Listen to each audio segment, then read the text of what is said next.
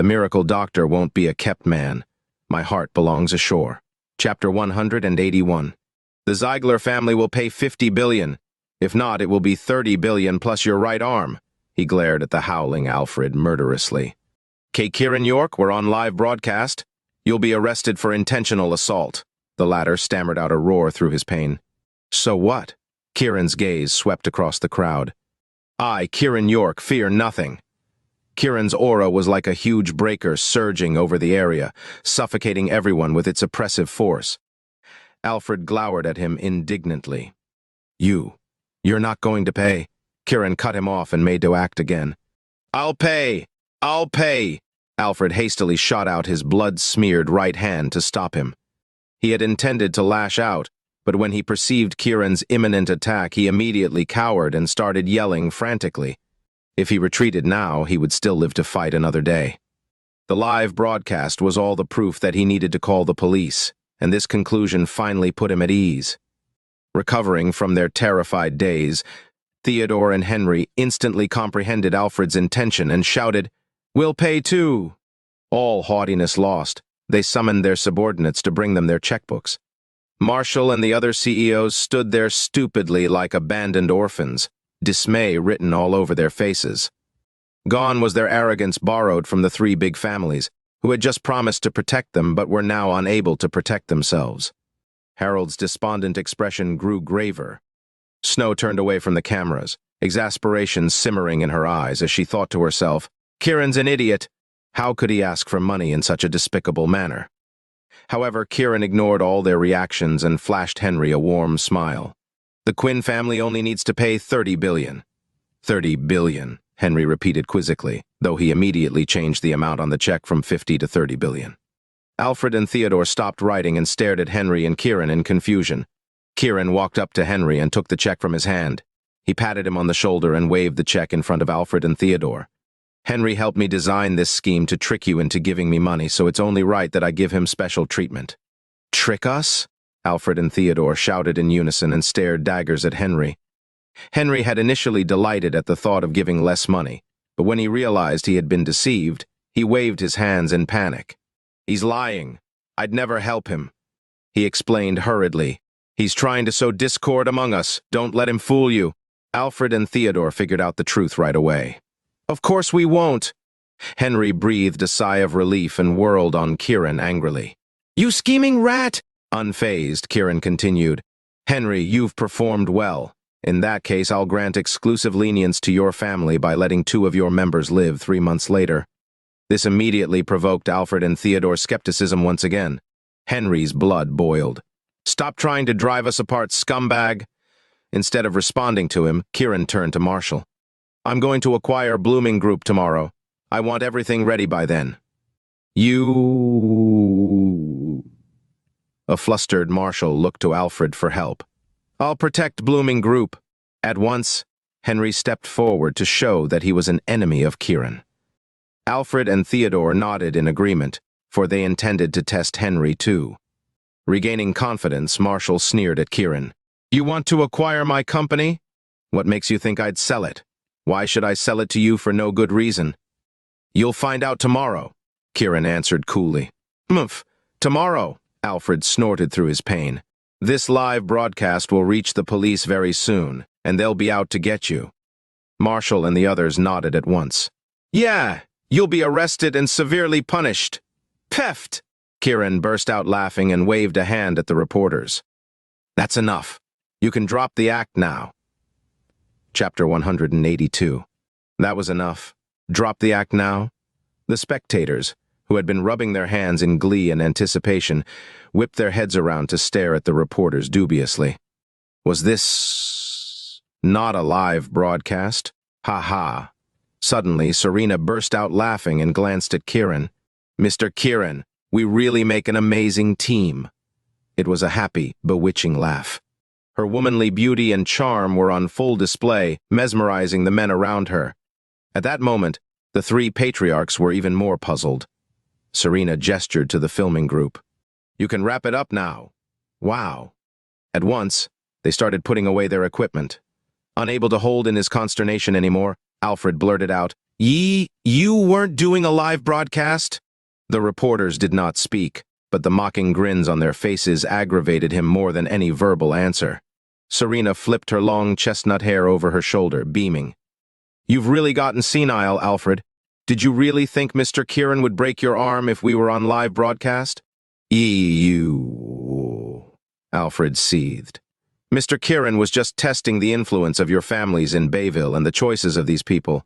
We faked a live broadcast to prevent your own people from doing one themselves," Serena explained cheerfully. The three patriarchs exchanged furious looks, feeling like a bunch of circus clowns. If not for the reporters, they would have filmed the incident themselves to collect evidence. Because everything had seemingly been caught on camera, the issue had not occurred to them at all. They had been duped. They nearly collapsed on the spot from the intensity of their rage. Harold and Snow's surprised expressions swiftly transformed into delight. Kiran was brilliant. Everything was perfect, from the on-site arrangements to sowing discord among the three big families. This man possessed strength and intelligence. He was the ruler of destiny. Snow's eyes sparkled with admiration. She clenched her dainty fists, thinking to herself, "This is my husband, the man I married." Kiran glanced at a stunned Marshall. "I'll see you at Blooming Group tomorrow." Marshall remained silent, but a sense of foreboding suddenly gripped him, and he glanced at Henry beseechingly. "Kiran York, the Quinn family will protect Blooming Group no matter what," Henry declared emphatically, maddened that he had fallen for Kiran's deception again. "Thank you for helping me cheat the Zeigler family and Marsh family out of more than $100 billion today," Kiran continued without revealing a hint of anger. Henry shot Alfred and Theodore a look of distress. "We don't believe you," both of them retorted in unison. Instead of defending himself, Kiran merely smiled. However, the more he behaved this way, the more Alfred and Theodore began to believe him. After all, each of them had lost an extra $20 billion, and Alfred had even lost an arm. His wound hurt, but his pockets hurt worse. "Well then, let's call it a day. We'll meet at Blooming Group tomorrow." With a radiant smile, Serena waved her arm to shoo them away. The three patriarchs fumed. Today, they had completely humiliated themselves in front of Bayville's elite. "Kiran York, you'd better prepare yourself for what's in store tomorrow." Once again, Henry snarled at Kiran to clear his name. "Of course," Kiran sneered, his eyes sweeping over the crowd. "The York family is way out of your league." Despite their indignity, no one dared to refute it. "Let's go." With a roar, Alfred spun on his heel and left. The three big families had arrived in grand fashion, only to eventually flee with their tails between their legs. Those who had expressed support for them got into their cars uneasily and sped off. Kiran watched them leave, the contempt in his eyes deepening. Those who had chosen to scorn the York family today would be placed on his blacklist forever. The York family would ultimately re-emerge as the greatest family in Bayville. His heart swelled with pride and determination. As he gazed up at the sky, he could imagine the lonely souls of his family smiling down at him. After 20 years, the York family had finally returned to reign. Now that the York family had regained its glory, its members could finally hold their heads up high. Harold, Snow, and Xander Corporation's employees gaped at him as if he were a god. Kiran turned to Snow, a smile replacing his grim expression as he held out the 3 checks in his hand to her. "Honey, here's the money to feed our children. You can keep it." Money to feed their children? Snow's pleasant mood instantly vanished. This jerk could have just given her the money without teasing her in public. Noticing her scowl, Kiran slapped his forehead, feigning realization. "Oops, I forgot." "Ha-ha!" A ripple of laughter ran through the staff. Chapter 183, Snow lost her temper. "Kiran York, I have to go now, Grandpa." Kiran turned on his heel and ran in playful fright, but not before shooting Serena a significant look. She immediately got the hint and waved to the onlookers. "All right, that's enough. Even if there are leftovers, you won't be getting them any time, so go on, get out of here." "Ha-ha." Chortling again, the employees dispersed. However, everyone's faces were animated with happiness and pride. The 3 big families had been embarrassed in front of the Xander Corporation building. Kiran could easily make more than $100 billion at will. The future of Xander Corporation was bright. The employees were sizzling with enthusiasm. Snow glowered at Kiran's retreating figure, muttering angrily, Jerk'll just wait until I get home. I'll be happy if you go home and give me a grandson. Ha ha, Harold guffawed. Grandpa, what are you talking about? Snow flushed furiously. Take me home. Harold knew Kiran had faked a dramatic escape to prevent Snow from finding out about his new plan. Despite her exasperation, Snow had no choice but to leave with her grandfather. Harold's excitement shone on his face on his way home. Before, he had thought Kiran was just a passionate and impulsive young man. Now, he finally understood the depths of Kiran's martial power, intellectual intelligence, and emotional intelligence. In essence, he possessed all the characteristics of an excellent man. The York family's rebirth would come sooner than expected. Harold was fully content. Meanwhile, Kiran made his way to Serena's office after circling around the company building. She sat on the edge of her desk with her arms folded across her chest, watching him with a glowing smile. So, what did you think of my performance, Mr. Kiran? Not bad. You withstood my first test, Kiran chuckled. When he had asked her to stage a live broadcast, he had not intended for it to be real, but he had not laid his expectations out for her either, because he wanted to test her comprehension. It was surprising that she had managed to act in concert with him so splendidly. He recognized that the live broadcasting was a pretense because there was no glee in the reporters' eyes throughout the process. If it were real, they would have eagerly captured the highlights of the incident. However, they did not, which only meant they were not interested in the scene at all. That was what reassured Kiran to use aggression on the patriarchs and business leaders, who were too slow to figure out the situation. How would you know when we haven't even done it for real? Simpering, Serena swayed her hips as she sauntered to Kiran. Since you said we make a good team, how about we get to know each other better? Kiran was flabbergasted.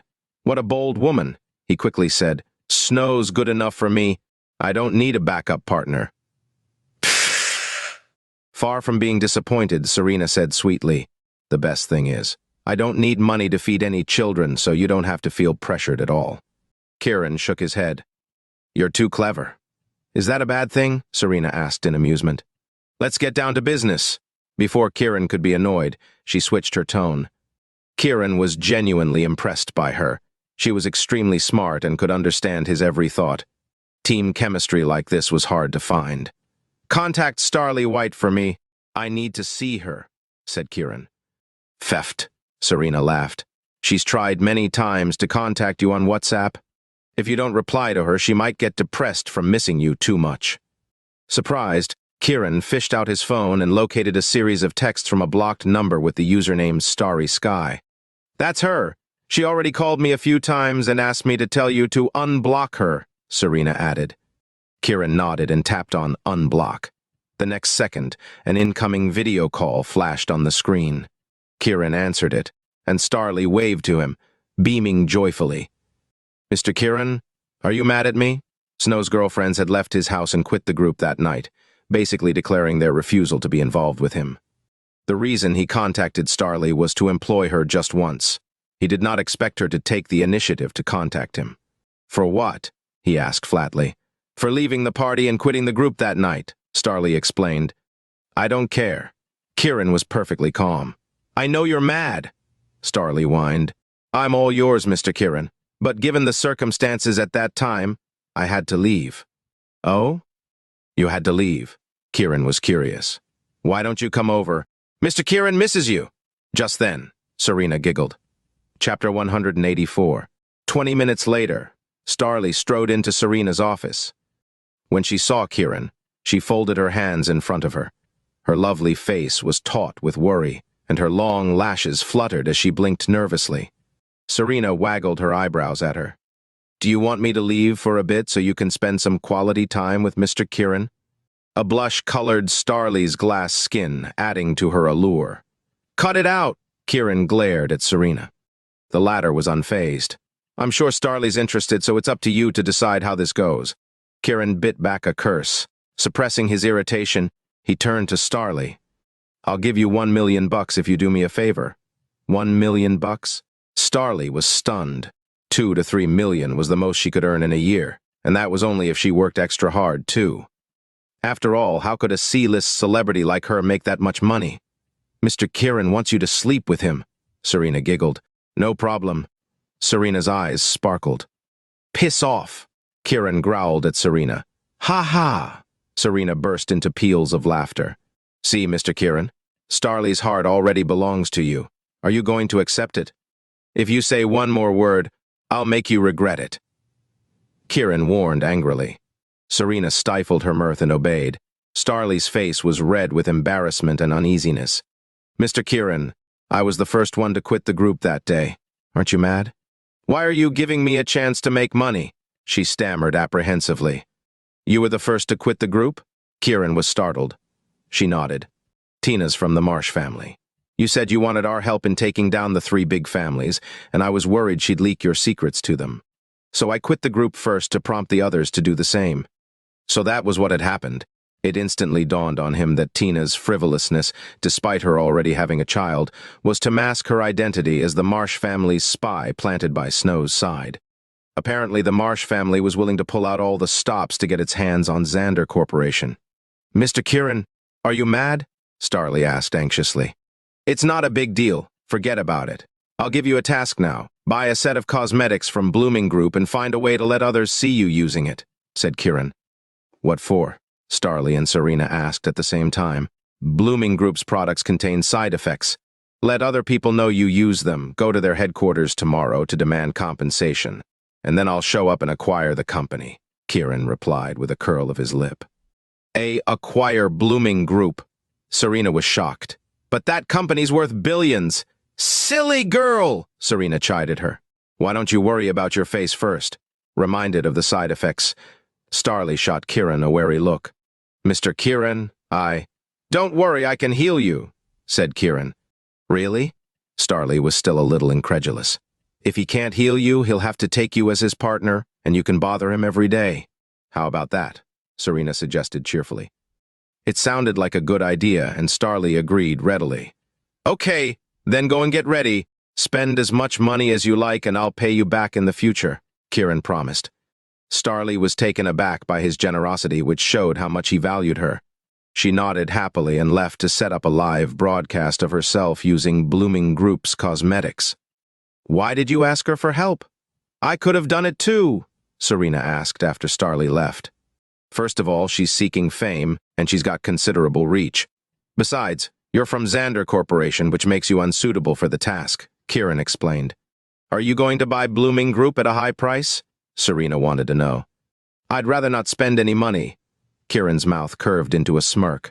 I still need to save money to support my wife and future children. How about I support you? Serena offered teasingly. Not interested. Kiran immediately shook his head and darted out of the room. Why are you running away? Got you feeling guilty, didn't I?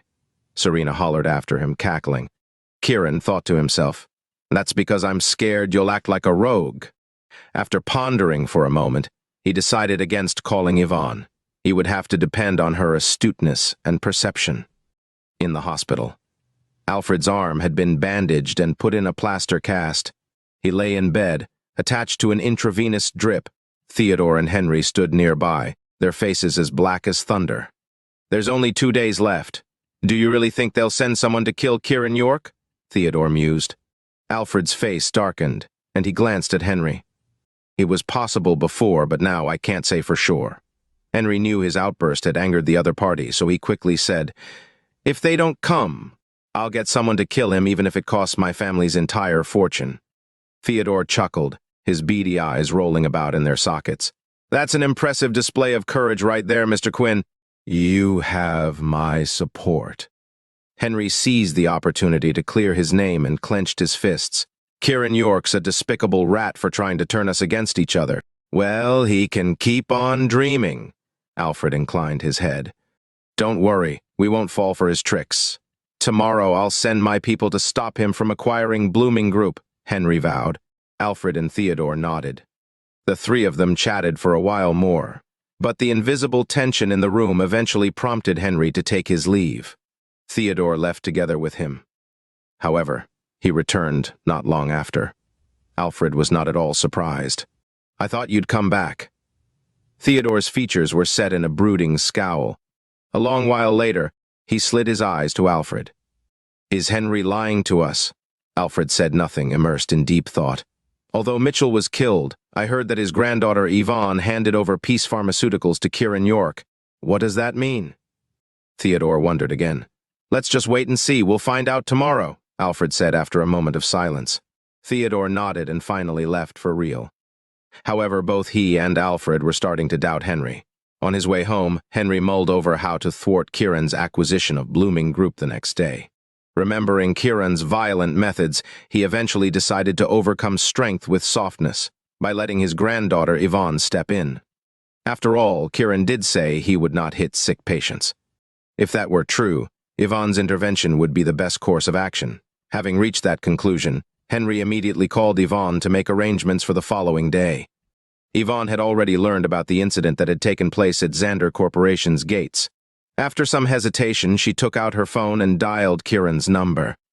Chapter 185.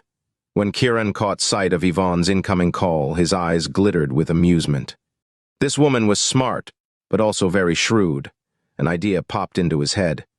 He answered the phone but spoke to no one in particular. Just a minute, Snow dear. I'll give you that massage after I take this call. No need for blankets today. Bleep. Yvonne gripped her phone. She had hardly opened her mouth before the busy signal filled her ears. Her already pale face was completely drained of color. She stood there blankly, staring at the gradually dimming screen, at a loss for what to say. She had initiated the call, but she had not managed to get a word in at all. As for Kiran, everything he said was directed at Snow. She was just like air to him, thinking about what he had said to Snow about giving her a massage and whatnot. Irritated her. It made her feel like a third wheel who had interrupted the couple's moment of intimacy. As the unpleasant emotion welled up in her, so did the tears in her eyes. The feelings she harbored for Kiran were complicated. He was very handsome, and he emanated an aura that mesmerized women. On the other hand, they were sworn enemies. A grin spread all over Kiran's face. This was his way of provoking Yvonne into giving up her romantic ideas so she could work for him without any emotional ties.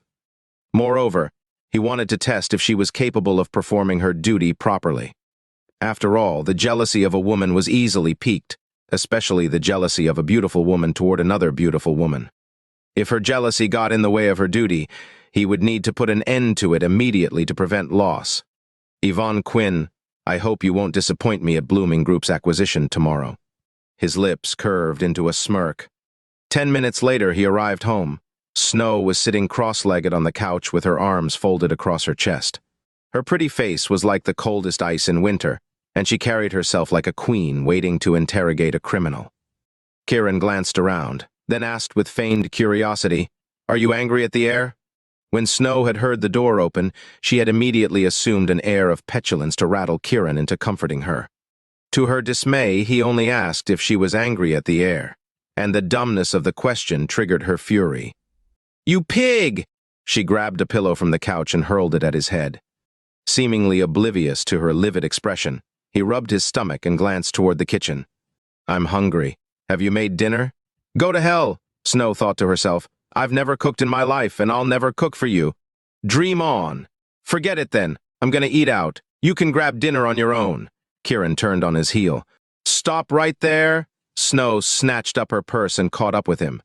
"What do you want?" He eyed her with feigned wariness. "I'm eating out with you."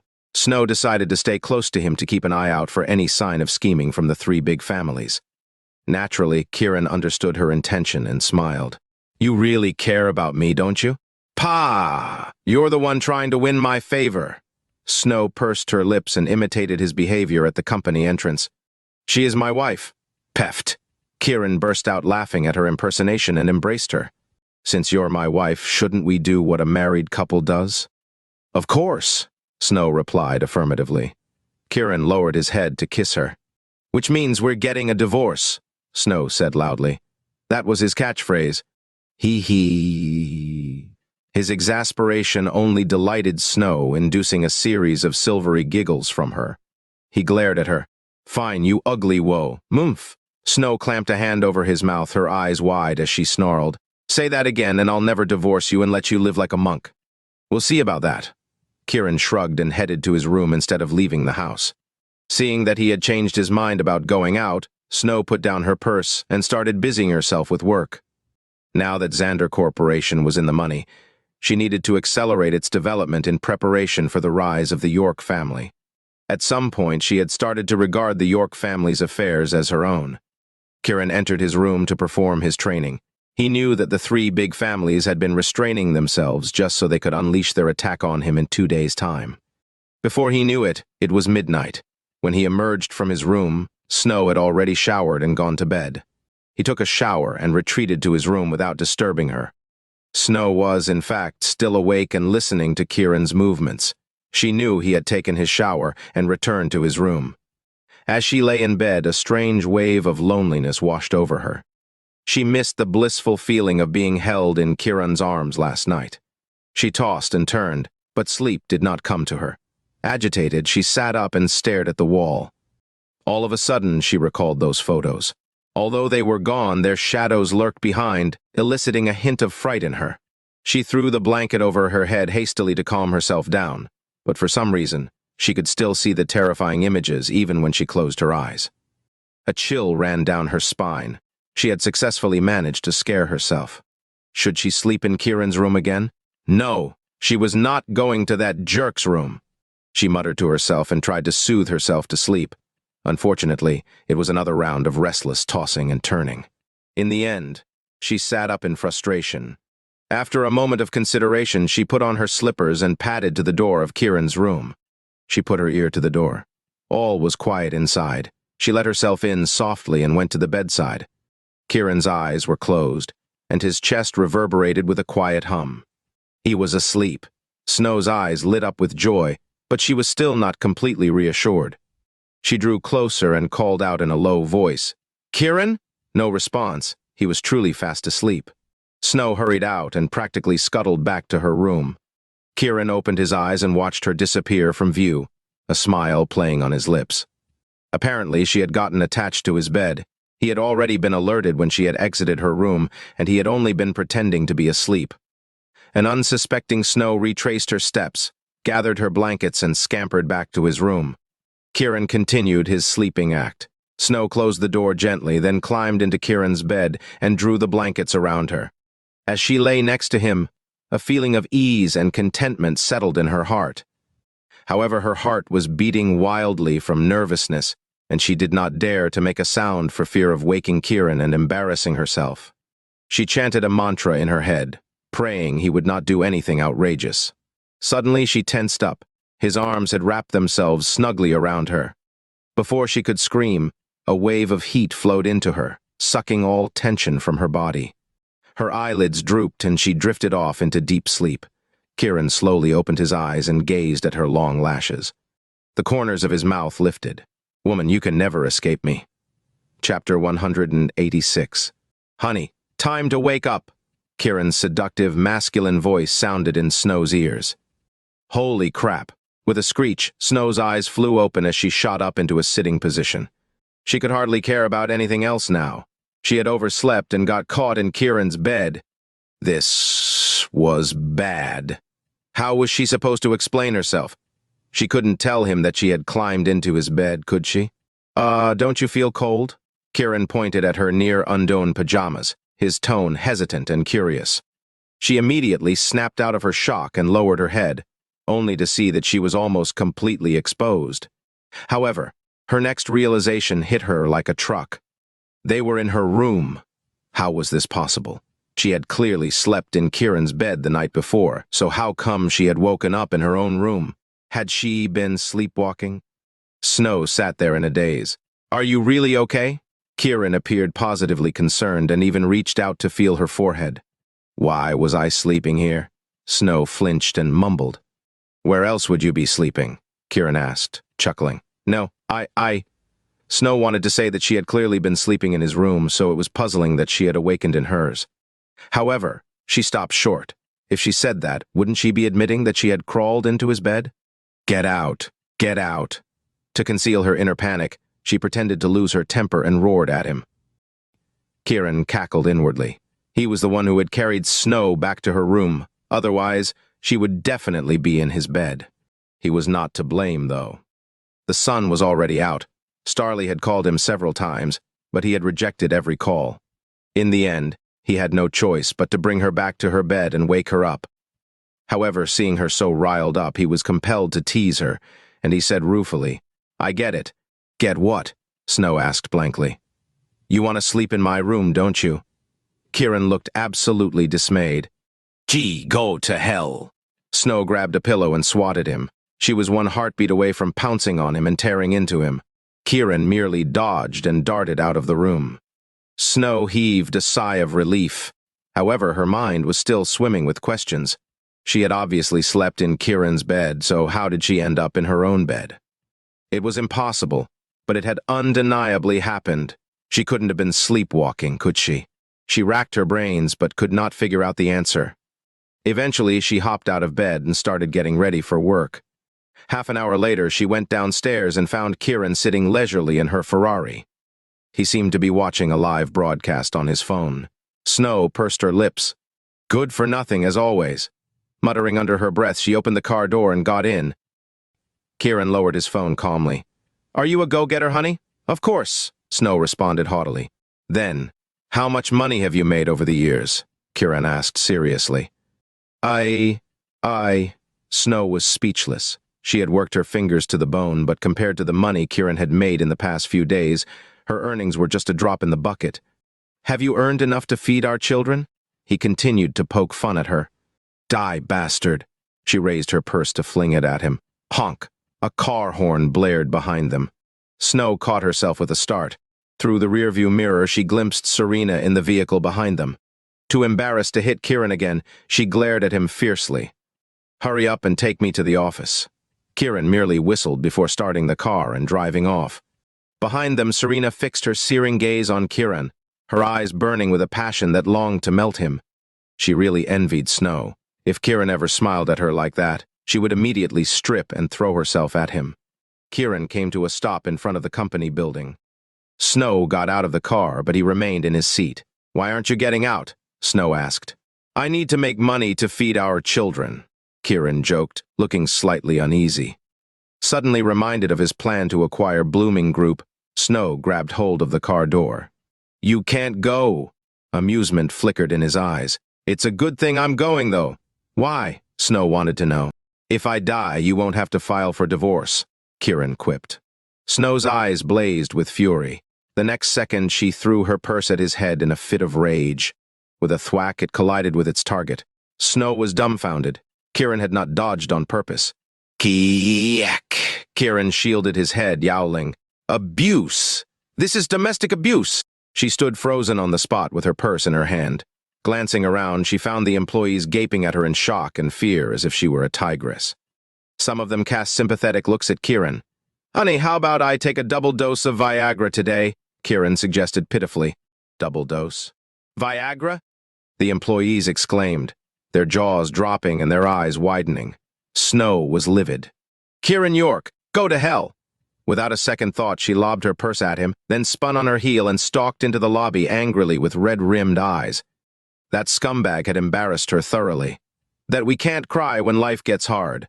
Unconditional love for women, children, and dogs.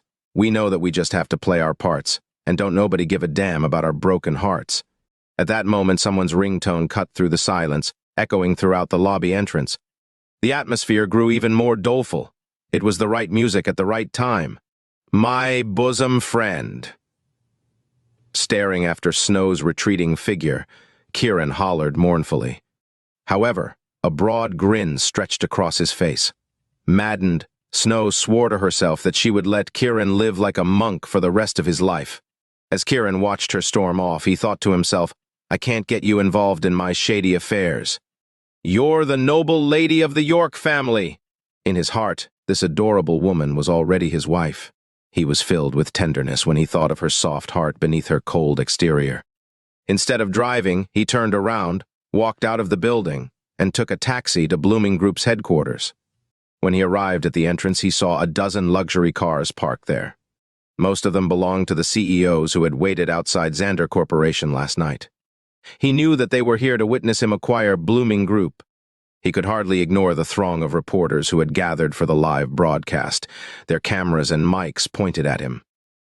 Marshall stood at the gates, dressed in an immaculate suit, his gaze sharp and cold. Its intensity grew when it fell on Kiran, much like an unsheathed sword aiming to pierce through him. Next to him was the woman he had met in the Chanel clothing store, regarding him with hatred and resentment in her eyes. Kiran only glanced serenely at the 20-story structure behind Marshall. "Grand office you've got there." "Of course. This company's worth billions," the woman next to Marshall sneered. "Don't even dream about acquiring it." "I wouldn't want it even if you gave it to me for free," Kiran snorted. Chapter 187. "I wouldn't want it even if you gave it to me for free." The crowd was stunned. With a market value of $10 billion, Blooming Group ranked among the top corporations in Bayville. How could he scorn it like that? Even though he had received a gargantuan sum in compensation the previous day, he had also expressed his intention to acquire the company. Why would he reject it now? Ha ha ha. The woman next to Marshall laughed so hard that her makeup almost peeled off her skin. "You don't want it? Then why are you acquiring it?" She snorted. "You can't afford it, and now you want to find a way out, don't you?"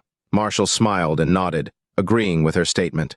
The onlookers gaped in realization, convinced that Kiran was trying to give himself an out because he had no means of buying the company. They immediately directed their mocking gazes at him. Kiran merely smiled without refuting. The woman, certain of her own judgment, grew even more enthusiastic and snickered at him. "The York family is the greatest family in Bayville, my foot. It should be called the most wretched ghost family." The most wretched ghost family? Kiran felt as if he had been stabbed in the heart by a knife. The smile on his face vanished abruptly, and he said coldly to Marshall, "Give her 4 slaps. That'll teach her how to behave." "Ha!" the woman tittered. "Are you stupid? Marshall is my man. What makes you think he'll hit me?" As a show of defiance, Marshall wrapped an arm around her snugly and sneered at Kiran. The woman leaned into his embrace, her ego boosted. "You're just a pathetic rat of the York family and you want to reign over Bayville? In your dreams." Marshall was so pleased that he almost applauded her performance on the spot. The onlookers regarded Kiran with disdain. So what if he was a strong fighter? With the reporters watching, he could not raise his hand against anyone. To them, he was only taking advantage of loopholes to behave insolently. Kiran glowered at Marshall and the woman, his expression cold as ice. "Do you want your chance or not?" "Chance," the woman cackled and wheeled around to the spectators and reporters. "Did you hear that? This moron said he was giving me a chance by telling my husband to hit me." "Ha ha."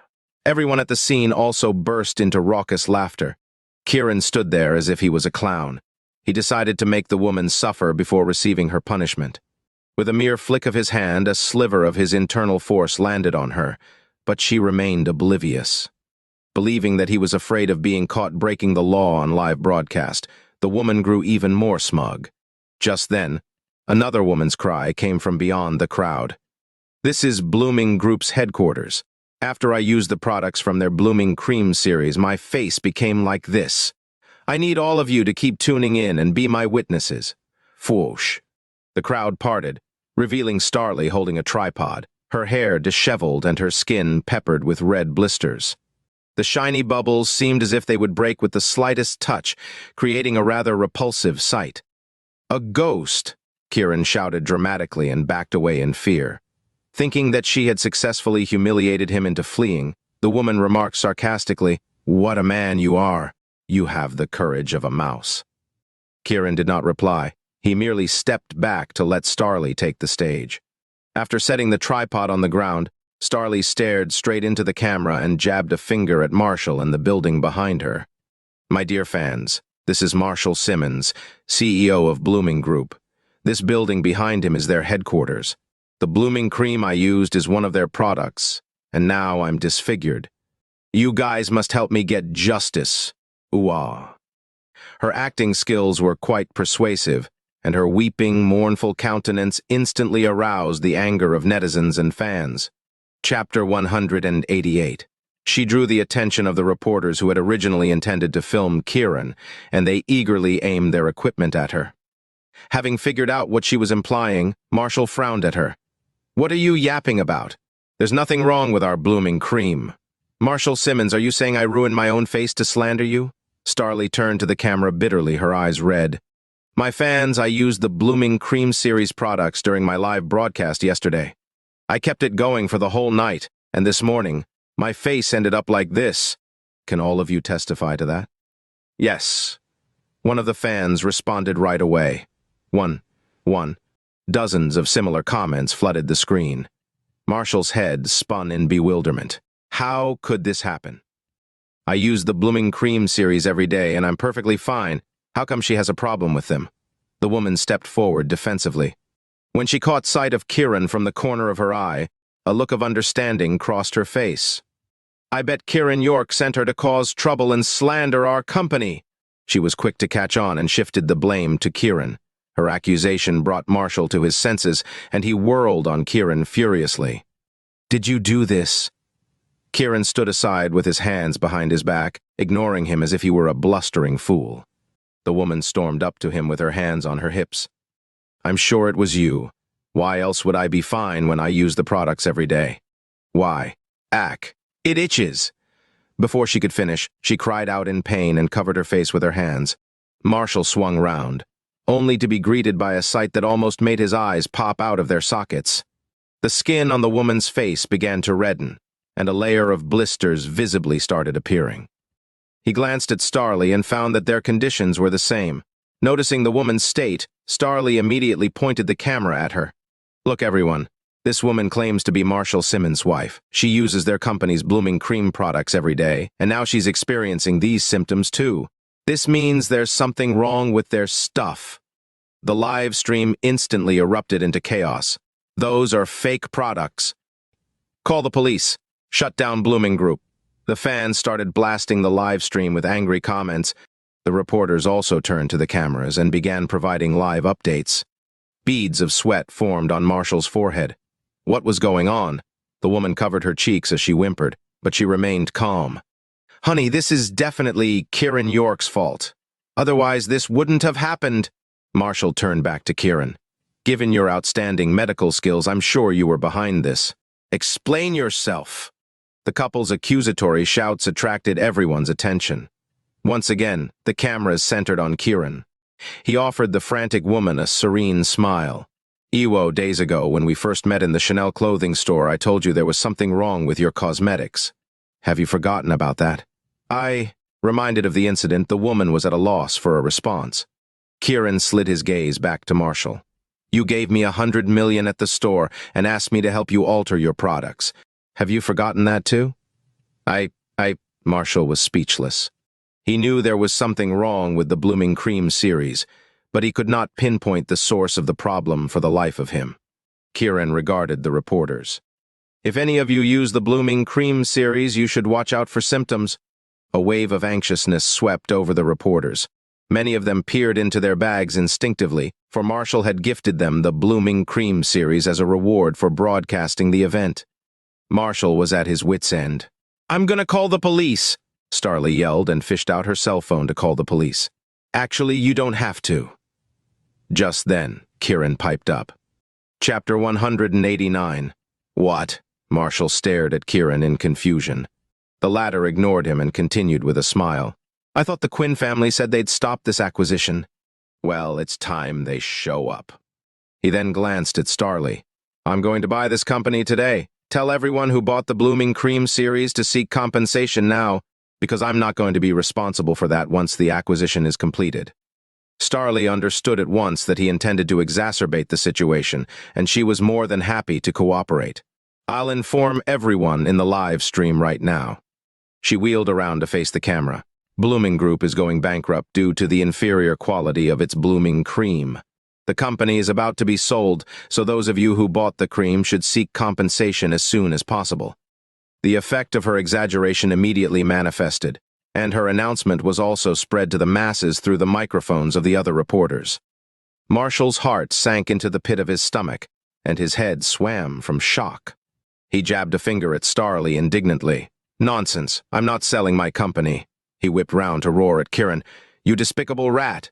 This method was far crueler and more lethal than actually calling the police. Kiran remained as cool as a cucumber, heedless of Marshall's rage. Marshall turned to the reporters hastily. Tell the audience that those are all lies. Blooming Group will not be sold. There are no quality issues with our products and— Ah, it hurts! His girlfriend screamed at the top of her lungs. Marshall felt like he had been slapped in the face. His girlfriend had shrieked in pain right after he had claimed there were no quality problems with his products. Starley looked at the camera and said angrily, Blooming Group is nothing but a dishonest company. I can't believe Marshall Simmons is still insisting that there are no quality issues after what happened to me and his wife. He's just a dirty businessman trying to weasel his way out of compensation. Her fans in the live stream were practically foaming at the mouth. I'm going to claim compensation right now. Me too. What a dirty company. Apart from Starley's fans, viewers of the live broadcast who had previously purchased Blooming Group's products flocked to the scene to see compensation. Marshall was like a cat on hot bricks. If this went on, his company would fall into disgrace and collapse. He glanced around, hoping someone from the three big families would come to his rescue. However, not even one of them had shown up. Had they deceived him? This infuriated him even more. Kiran's smirk widened. Marshall's girlfriend had successfully gotten under his skin with her impertinent remarks. If he walked up to her, he would pummel her without mercy. However, he wanted everyone to witness his wisdom today.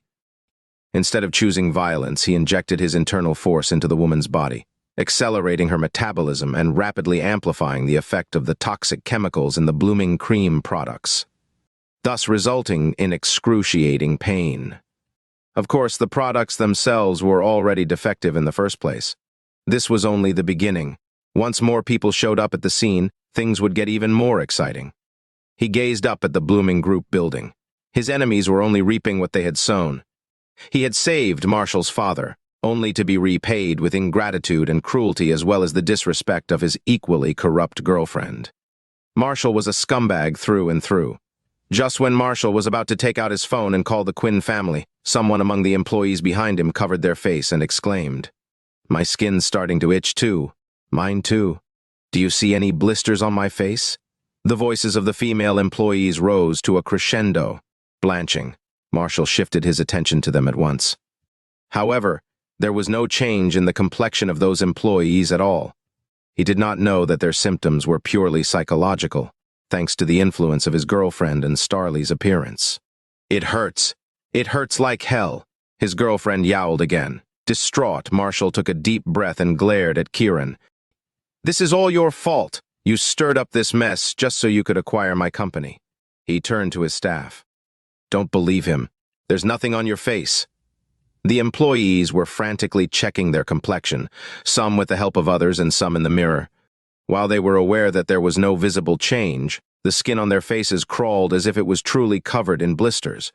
Kiran eyed Marshall's girlfriend coolly, who was wailing with her face in her hands. If this goes on, you'll be disfigured, and Marshall will abandon you and find another side chick. His words sent a pang shooting through her heart. She quickly stopped crying and looked at Marshall. Honey, you said before that our company's products were defective, and you offered Kiran $100 million in exchange for his help to solve the issue. Do you think that defect is the cause for this condition? In a fit of desperation, she lost all rationality and blurted out the truth. Marshall's lungs were about to explode with rage. Smothering the urge to strike her, he snapped, Shut up! I never said that. Did he or did he not? Starley directed the question to the camera. Was there really a defect? Blooming Group's employees demanded in alarm. They had been using the products daily. We want compensation. Outside the crowd, a commotion was growing, kindled by those who had arrived to claim reparation. Beads of sweat began to drip down Marshall's face. He was completely freaking out now. Kiran regarded the business leaders and their female companions who had crowded around to watch. Those of you who have used the Blooming Cream series should be careful. They contain dangerous levels of toxic chemicals, and the combination isn't backed by science. They're bound to cause side effects, leading to toxin buildup if used routinely over time. He pointed at Starley. She's suffering from skin allergies because she used too much product at once. Then he pointed at Marshall's girlfriend. As for her, it's because she's been using the product for a long time, which led to toxin buildup.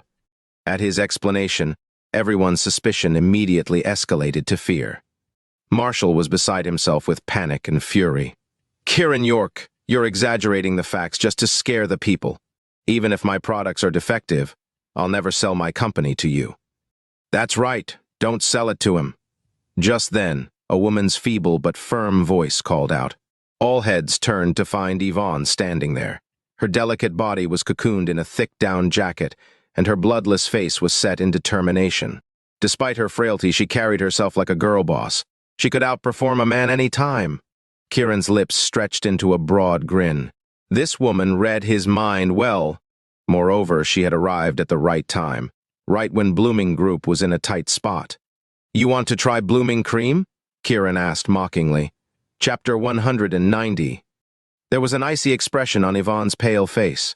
"No, thank you." "You're afraid," Kiran laughed. "I never use cosmetics on my face," Yvonne explained. "You're right. That pale complexion of yours is white enough. Applying anything on your face would turn you into a ghost," said Kiran impertinently. Gasp.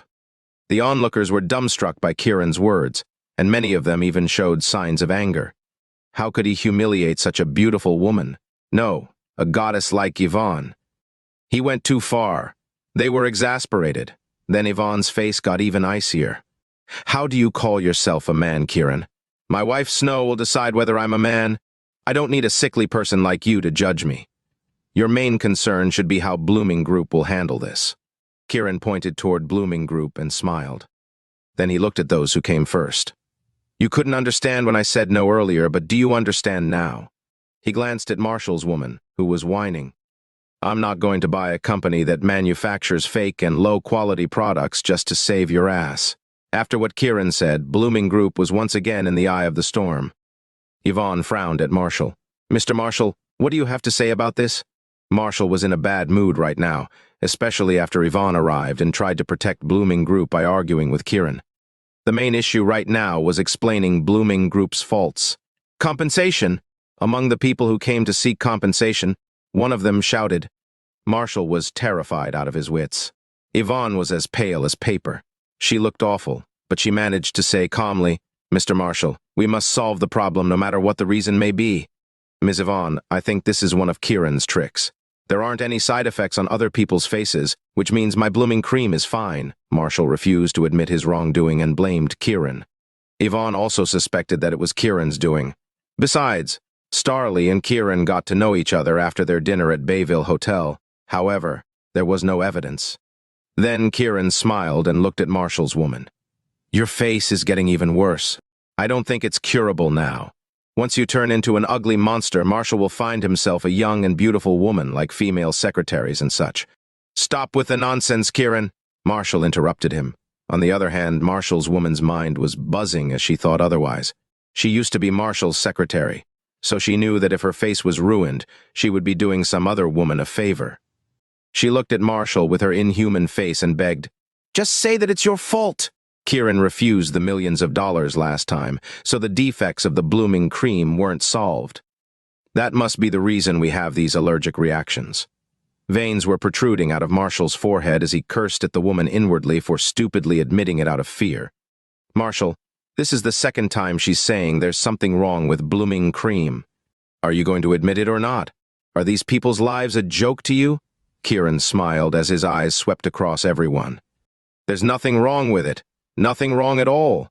Marshall shook his head and roared loudly, trying his best to hide his mistake. However, no one there believed him.